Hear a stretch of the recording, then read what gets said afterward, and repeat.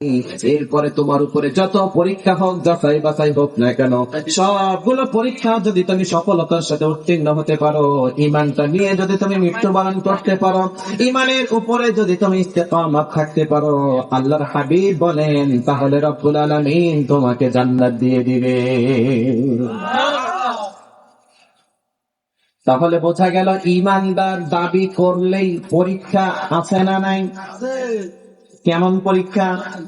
وَلَنَبْلُوَنَّكُمْ بِشَيْءٍ مِّنَ الْخَوْفِ وَالْجُوعِ وَنَقْصٍ مِّنَ الْأَمْوَالِ وَالْأَنفُسِ وَالثَّمَرَاتِ وَبَشِّرِ الصَّابِرِينَ الَّذِينَ إِذَا أصابتهم مصيبة قالوا إنا لله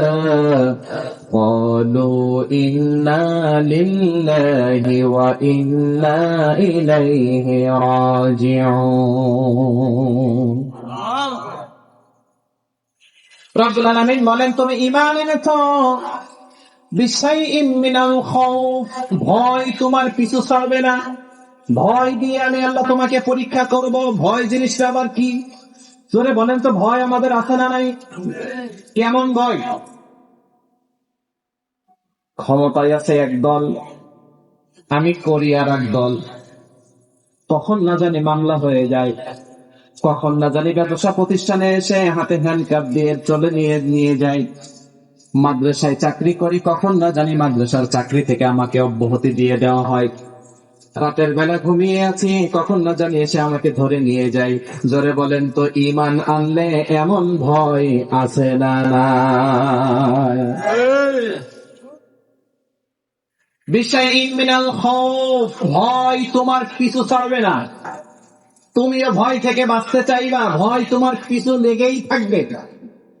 এখন তুমি যদি মনে করো আমি আল্লাহর পক্ষে আছি, ইসলামের পক্ষে আছি, মানবতার কল্যাণে যারা কাজ করে সেই দলের পক্ষে আছি, যারা জালেম মাজলুমদের উপরে জুলুম করে সেই দলের বিরুদ্ধে আছি, আমার নামে মামলা হতে পারে, জেল হতে পারে, জুলুম হতে পারে, এই ভয়তে যদি ঈমানটা ত্যাগ করে দেওয়া হয়, তাহলে আল্লাহর কসম জান্নাত কপালে জুটবে না। ঠিক না বেঠিক? একের পরে এক জনে একটু আওয়াজ দিয়ে বলেন তো, ডজন ডজন মামলা আছে, এমনও মানুষ আমাদের এলাকায় আছে না? শুধু দলের ভিন্নতা থাকার কারণে, মতাদর্শের ভিন্নতা থাকার কারণে, আল্লাহ এবং তার রাসূলের আনুগত্য করার কারণে, যারা ইসলাম কোরআন প্রেমিক, মানবতা প্রেমিক, সুখে দুঃখে মানুষের পাশে থাকতে চায়, এমন দলের সমর্থক হওয়ার কারণে মামলা ডজনের পরে ডজন হয়ে যায়। হাসতে হাসতে জেলে যায় আবার আসে, জেলে যায় আবার আসে, এরপরেও বাতিলের সাথে আপোষ করে না, এমন মানুষ আছে না? না রাগ করলেন নাকি প্রিয় ভাইরা? আল্লাহ বলেন, বিশাইইন মিনাল খাউফ, ভয় তোমার পিছে লেগেই থাকবে, লেগেই থাকবে, লেগেই থাকবে। কথাটা কার? আল্লাহ। আরো জোরে বল, আল্লাহ। ভয়, ভয়। এখন ভয়ের কাছে যদি আপনার ঈমান হেরে যায়, তাহলে রবের পরীক্ষায় আমি ফেল করে গেলাম, আর ফেল করলে তো জান্নাতের টিকিট মিলবে না। এটা গেল ভয়। এরপরে রব্বুল আলামিন বলেন,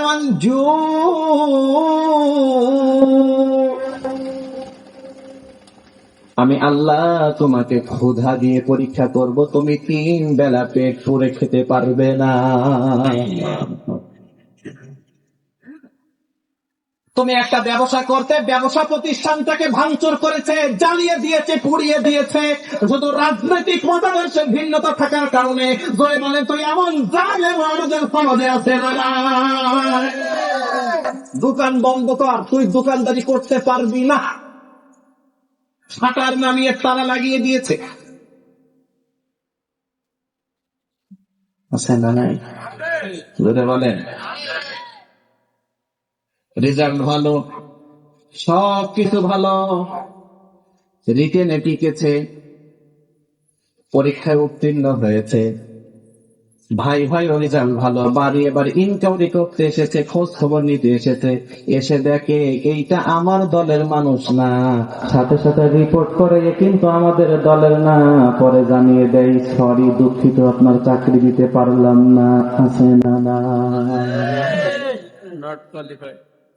আপনার ব্যবসা প্রতিষ্ঠান বন্ধ, মাছের ঘেরে আপনি মাছ ছাড়তে পারেন নাই, চাকরির সেক্টরে আপনার জায়গা হয় নাই, ব্যবসা প্রতিষ্ঠানের তালা, স্ত্রী সন্তানদেরকে খাওয়াবেন কি, ক্ষুধা ক্ষুধা ক্ষুধা, অভাব অনটন, এদিকে দিনা ওদিকে ঋণ, এদিকে মানুষ টাকা চায়, এদিকে এই করে, এদিকে আল্লাহর পরীক্ষা, যাব কোথায়?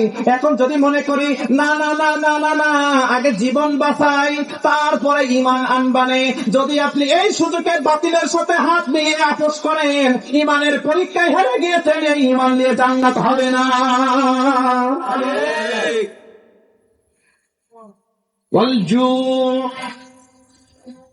বিশ্বনবী সাল্লাল্লাহু আলাইহি ওয়াসাল্লাম আপনার চাইতে আমার চাইতে বেশি ক্ষুধার সম্মুখীন হয়েছেন, হয়েছেন নাকি ভাই নাই? একটু বলি প্রিয় ভাইরা, বিশ্বনবী সাল্লাল্লাহু আলাইহি ওয়াসাল্লামের বাসায় দিনের পরে দিন, দিনের পরে দিন, দিনের পরে দিন চুলায় আগুন জ্বলতো না। বিশ্বনবীর দুইটা প্রিয় খাবার ছিল, একটা হলো পানি আর একটা হলো খেজুর। এই দুইটা খেয়ে তিনি শক্ত হাতে বলিষ্ঠ কণ্ঠে ইসলামের পক্ষে দাঁড়িয়েছেন, কখনো ক্ষুধার কাছে হার মেনে বাতিলের সাথে হাত মিলান নাই। আপনারা জানেন কত ক্ষুধা সহ্য করেছে, কত ক্ষুধা সহ্য করেছে। ওই যে খন্দকের যুদ্ধ, সাহাবীরা সব নিজে হাতে শাবল নিয়েছেন, কোদাল নিয়েছেন, মাটি খুঁড়তেছেন, ক্ষুধা, খাবার নেই, খাবারের সংকট। সাহাবীদের পেটে দুইটা করে পাথর বাঁধা। বিশ্বনবী সাল্লাল্লাহু আলাইহি ওয়াসাল্লাম কেসে বললেন, ইয়া রাসূলুল্লাহ আর তো পারি না, ক্ষুধা আছে না নেই? জোরে বলেন তো, ক্ষুধা লাগলে মিজাজটা ভালো নাকি খারাপ? আপনারা কি ঘুমাচ্ছেন? আছেন তো সবাই ইনশাআল্লাহ? রোজার মাসে দেখবেন সকালে মেজাজটা একরকম, দুপুরে একরকম, বিকালে আরেক রকম, আসরের পরে যে যদি গন্ডগোল করার কারণ না পায়, নিজের বউ হাত থেকে বাঁচে না, এমন মানুষও ক্ষুধার প্রভাব। ক্ষুধা লাগলে আর মাথা ঠিক নাই, তখন ভালো কথা আর ভালো লাগে না। দেখবেন কিছু কিছু মানুষ আছে, কোন একটা কথা নিয়ে ঝামেলা বাঁধলেই কোন একটা সমাধান দিতে হবে এমন কিছু, আরে ভাই ইফতারের পরে আসো, মাথা ঠান্ডা করে বলবেন কোন দাও। ক্ষুধার প্রভাব আছে না নেই? আল্লাহর হাবিব সাল্লাল্লাহু আলাইহি ওয়াসাল্লামকে বললেন, ইয়া রাসূলুল্লাহ, ইয়া হাবিবাল্লাহ, 3 দিন যাবত খাবার নাই। এই যে দেখেন পেটে দুইটা করে পাথর বেঁধেছি, আল্লাহু আকবার বলেন। এই খন্ড পরীক্ষা খনন করছি। বিশ্বনবী, দয়ার নবী, মায়ার নবী সবার সঙ্গে নিজের পেটটাকে উন্মুক্ত করে দিয়ে বললেন, তোমরা পেটে পাথর বেঁধেছো 2টা, আর আমি নবী পেটে পাথর বেঁধেছি 3টা। আল্লাহু আকবার বলেন। তোমরা 2টা বেঁধেছো, আমি নবী মুহাম্মদ সাল্লাল্লাহু আলাইহি ওয়াসাল্লাম 3টা বেঁধেছি। ক্ষুধার যন্ত্রণা তো আমারও আছে, কিন্তু ক্ষুধার কাছে হেরে যে ওই কাফের শক্তি, বাতিল শক্তিদেরকে ইসলামী রাষ্ট্রের সীমানা দখল করতে দেওয়ার কোন সুযোগ দেওয়া যাবে না। সুতরাং ক্ষুধার কাছে হারা যাবে না। এই ক্ষুধা দিয়ে যিনি পরীক্ষা করবেন, জোরে বলেন তিনি কে? জীবনের উত্থান পতন আছে না নাই? হ্যাঁ আছে। কখনো ধনী, কখনো গরিব। চোখের সামনে এমন অনেককে দেখবেন, আপনি ছোট থাকতে দেখেছিলেন বিশাল সম্পদের পাহাড় গড়েছে, কিন্তু আপনার বয়স হতে হতে দেখছেন আজকে নিঃস্ব হয়ে গেছে, মানুষের কাছে একটা চা চেয়ে খায়, এমন মানুষও।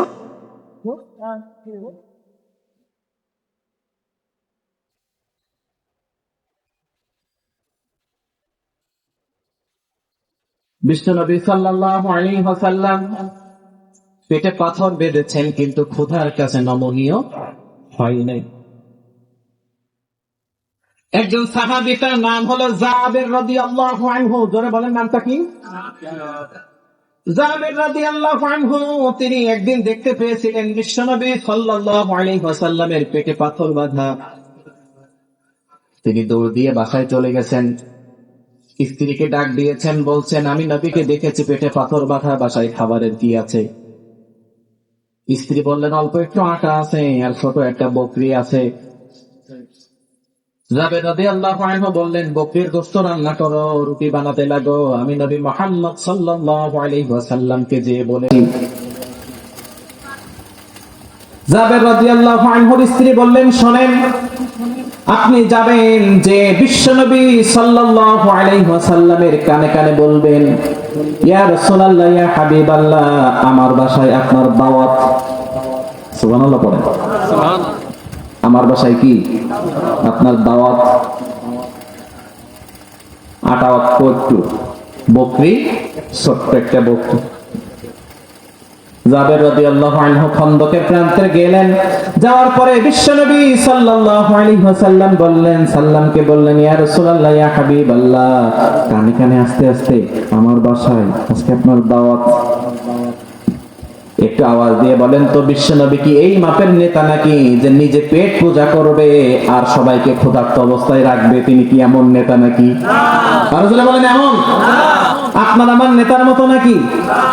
নিজে তো খাবে, বিধবার টাকাও খাবে, চাউলও খাবে, গমও খাবে, তেলও খাবে, তেল রাখার জায়গা নাই, ও তেলের উপরে তশক বিছাইয়ে ওই তশকের উপরে শোবে, এমন জালেম নেতাও আমরা বাংলাদেশে দেখেছি, ঠিক না বেঠে? বিশ্বনবী কি এমন নাকি? জোরে বলেন। বিশ্বনবীর দাওয়াত শুনলেন, সবাইকে এলান করে বললেন শোনো, জাবের তার বাসায় আমাদের সবাইকে দাওয়াত দিয়েছে। সুবহানাল্লাহ বলেন ভাইরা। কি করেছে? দাওয়াত দিয়েছে। এখন বলেন তো জাবের রাদিয়াল্লাহু আনহুর মাথায় এখন টেনশন আছে না নাই? অল্প না বেশি? বললাম কি আর হলো কি? একটু বলেন তো, রাসূল যেহেতু বলেছেন এর মধ্যে আর জাবের রাদিয়াল্লাহু আনহুর দায়িত্ব থাকতে পারে না, তারপরেও টেনশন একটু আছেই। শোনো, জাবেরের বাসায় আমাদের সবাইকে দাওয়াত। আমরা বিশ্বাস করি রাসূল যেখানে বরকত সেখানে। তারপরে একটু মন খারাপ হওয়া স্বাভাবিক। দেখবেন আমাদের সমাজে, আমাদের দেশে বিভিন্ন জায়গায় বিবাহ অনুষ্ঠান হয়, আসার কথা 50 জন, আসে 150 জন, আছে না নাই? আপনাদের এদিকে আছে কিনা জানি না। এই যে 2-3 দিন আগেও দেখলাম একটা ঘটনা, যাওয়ার কথা 50 জন না 60 জন, গিয়েছে 100 প্রায় 80 জনের মতো। এবার খাবার দাবারের তো একটু সমস্যা হবে, এটাই স্বাভাবিক। আপনি যে যদি বলেন যে আমি খাবার পাইলাম না কেন, এ করলাম না কেন, সে করলাম না কেন, এবার দুই পক্ষের মারামারি শুরু, বর বউ রেখে চলে এসে। আরো কিছুদিন আগে একটা খবর দেখলাম, বিবাহ অনুষ্ঠানে যাওয়ার কথা যা গিয়েছে তার 3 ডাবল। খাওয়ার সময় দই দিতে পারে নাই, 7 আপ দিতে দেরি হয়েছে, গন্ডগোল শুরু, বর সহ 10-12 জন আহত। এমন বিবাহ অনুষ্ঠানও আছে। আপনাকে দাওয়াত দিয়েছে, রাগ করতেছেন না তো আপনারা? দেখবেন সমাজে এমন কিছু মানুষ আছে, আপনার বাসায় একটা অনুষ্ঠান, আপনি একজনকে দাওয়াত দিলেন, এখন দাওয়াত দিয়েছেন একজনকে, উনি আবার করেছে কি, ওনার ছেলেকে ছাড়া উনি নাকি দাওয়াতে যান না, ছেলেকে সাথে নিয়েছে। হয়েছে কয়জন? জোরে বলেন কয়জন? বিবাহ অনুষ্ঠানে যাচ্ছি যখন, বাসায় বউটা একা আছে, বউকে কিভাবে রেখে যায়, তো চলো যাই, যা হয় আল্লাহ ভরসা। এখন হয়েছে কয়জন? দাওয়াত দিছে কয়জনের? তার 2 জন যে আপনি অতিরিক্ত জোর করে তার কাঁধের উপরে চাপাই দিলেন, দায়ভারটা কে নেবে? আপনি যদি প্রথমে বলতেন ভাই আমরা 3 জন যাব, তাহলে সে সেইভাবে আয়োজন করতো। আপনি যদি 150 জনই যাইতে হবে, খাওয়া যদি আপনি না খেয়ে থাকেন, বরযাত্রীর খাওয়া খাইতেই হবে, তাহলে আগে বলতেন বেচারাটা জায়গা জমি বেচে হোক কিংবা কারো কাছ থেকে ধার দেনা করে হোক, আপনাদের জন্য দুটো ব্যবস্থা করতো। কিন্তু যাওয়ার কথা 20 জন গিয়েছেন, 150 জনের, ওই লোকটা এখন কি করবে? জোরে বলেন তো, এমন ঘটনা আছে না নাই? কিন্তু এমনটা না। বিশ্বনবী সাল্লাল্লাহু আলাইহি ওয়াসাল্লাম যেখানে বরকত সেখানে। জাবের রাদিয়াল্লাহু আনহু বাসায় গেলেন, তার স্ত্রীকে বললেন আদ্যপান্ত সব ঘটনাগুলো। জাবের রাদিয়াল্লাহু আনহুর স্ত্রী বিশাল বাহিনীকে দেখে তিনাকে বললেন, আপনাকে বললাম কি আর করলেন কি? আমি বললাম রাসূলের কানে কানে বলবেন, খাবার তো অল্প একটু।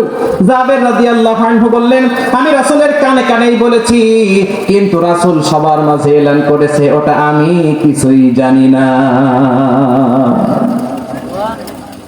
সুবহানাল্লাহ বলেন প্রিয় ভাইরা, আমি কিছুই জানি না। বিশ্বনবী সাল্লাল্লাহু আলাইহি ওয়াসাল্লাম সহ তার সব সাথীরা আসলেন। এসে আল্লাহর রাসূল জাবের রাদিয়াল্লাহু আনহুর চেহারা দেখে তো বুঝতে পারতেছেন তার মনের মধ্যে কি চলতেছে। বিশ্বনবী বললেন, ও জাবের, গোশত দিতে থাকো, রুটি দিতে থাকো, গোশত দিতে থাকো, রুটি দিতে থাকো। এইভাবে করে করে খন্দকের সব সাহাবীদেরকে গোশত দিলেন, রুটি দিলেন, পরে তৃপ্তি সহকারে খেয়ে নিলেন। যেমন গোশত তেমনই আছে, যেমন রুটি তেমনই রয়ে গেছে।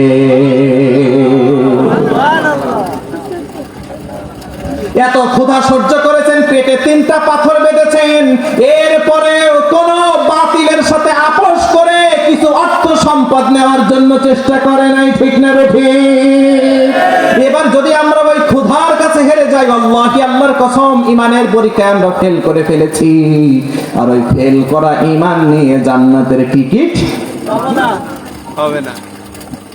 ونقص من الأموال والأنفس والثمرات, আমি আল্লাহ তোমাকে অর্থনৈতিকভাবে পরীক্ষা করব। কি করব? আগে পরীক্ষা করলেন ভয় দিয়ে, তারপরে করলেন ক্ষুধা দিয়ে, এখন করবেন অর্থ দিয়ে। অর্থনৈতিকভাবে আপনি দুর্বল হয়ে যাবেন। একটা জায়গায় চাকরি করতেন, চাকরিটা চলে গেছে, আয় রোজগারের রাস্তা একটা বন্ধ হয়ে যাওয়ার মতো, ব্যবসা প্রতিষ্ঠানের জায়গা নাই, ব্যবসা করতে পারতেছেন না, অর্থনৈতিকভাবে দুর্বল হয়ে গেছেন, এক পর্যায়ে ঋণ দায়ী হয়ে গিয়েছেন। এরপরেও সব অর্থনৈতিক কষাঘাত, অভাব অনটন মাথা পেতে নিয়ে মেনে নিয়েছে। এরপরে বাতিলের সাথে আপোষ করে নাই। 10 টাকা কেজি চাউলের জন্য এমন ইমানদারও আছে না? জল দিয়ে খাবো, রিক্সা চালিয়ে খাবো, এরপরেও তোমাদের সাথে আপোষ চলবে না। এমনও ব্যক্তি আছে দেখবেন সমাজে, 10 টাকা কেজির এক চাউল দেয়, 10 টাকা কেজি দরে চাউল দেয়। যখন সমর্থন করার দরকার পড়ে, ওই ব্যক্তিটা একজন জালেমকে যে সমর্থন করে আছে ওই কিছু চাউলের জন্য, আছে না নাই? আমার কথা কি শোনা যায় প্রিয় ভাইরা? সমাজে এমন মানুষ আছে না নাই? আরো যারা বলেন আছে না নাই? তাহলে ওই ব্যক্তি যদি অর্থের কাছে হেরে যায়, ইমানের কাছে হেরে যায় অর্থের জন্য, তাহলে ওই ইমান নিয়ে জান্নাতে যাওয়া যাবে? 4 নম্বরে আল্লাহ রাব্বুল আলামিন বলেন, ওয়াল আনফুসি ওয়াস সামারাত, তোমার জীবনটা দিয়েও আমি আল্লাহ তোমাকে যাচাই বাছাই করব। জোরে পড়েন সুবহানাল্লাহ। শোনো, আমি আল্লাহ তোমাকে পরীক্ষা করব, তোমাকে ধরে নিয়ে যাওয়া হবে।